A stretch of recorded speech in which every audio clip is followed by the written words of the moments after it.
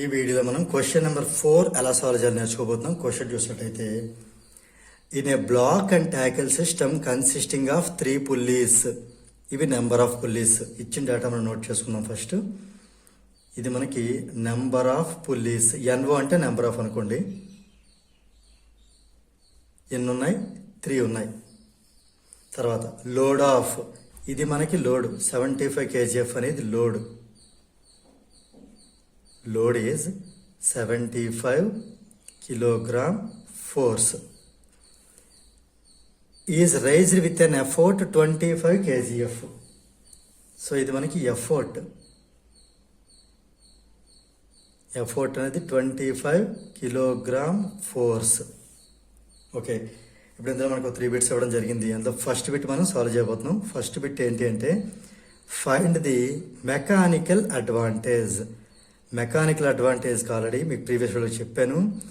MALE male గుర్తుపెట్టుకోండి. L for load, E for effort. Okay, load ఎంత మనకి ఇచ్చిన డేటా చూసుకున్నట్టయితే 75 kgf, 75 kilogram force. ఎఫర్ట్ ఎంత?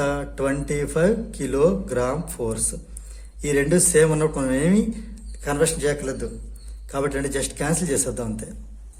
25 టేబుల్లో 75 అనేది 3 times క్యాన్సిల్ అవుతుంది. 3/1, నథింగ్ బట్ 3. దీన్ని 3 అని తీసుకోవచ్చు.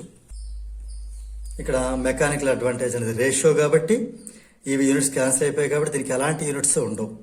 అంటే మెకానికల్ అడ్వాంటేజ్ ఎంత అంటే 3. ఫస్ట్ బిట్ అయిపోయింది. ఇప్పుడు సెకండ్ బిట్ చేద్దాం. The velocity ratio, short cut VR అని రాద్దాం. V for velocity, R for ratio. Velocity ratio అంటే సింపుల్ చెప్పాలంటే నెంబర్ ఆఫ్ పుల్లీసే. ఎన్ని పుల్లీస్ ఉంటే ఆ సిస్టమ్కి అదే వెలాసిటీ రేషియో.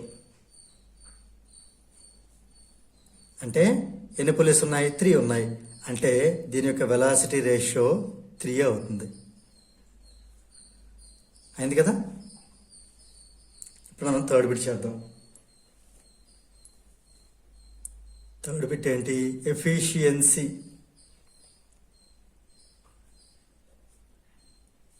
ఎఫిషియన్సీ అంటే ఈటా అంటాం. దాన్ని మనం formula mechanical advantage by velocity ratio. Okay, mechanical advantage ఎంత? 3 బై వెలాసిటీ రేషియో కూడా 3 అంటే 1. అయితే మన ఎఫిషియన్సీ పర్సెంటేజ్లో చెప్పాల్సి ఉంటుంది కాబట్టి ఈ 1 ఏం చేద్దాం అంటే ఇంటూ 100/100 అని రాద్దాం. ఈ 1 into 100 ఏమైంది? 100 ఇంటూ ఇది 1/100. ఈ 1/100నే పర్సంటేజ్ అని చెప్పొచ్చు. అంటే ఇది 100% అయ్యింది. Therefore efficiency ఎంతైనట్టు? 100%.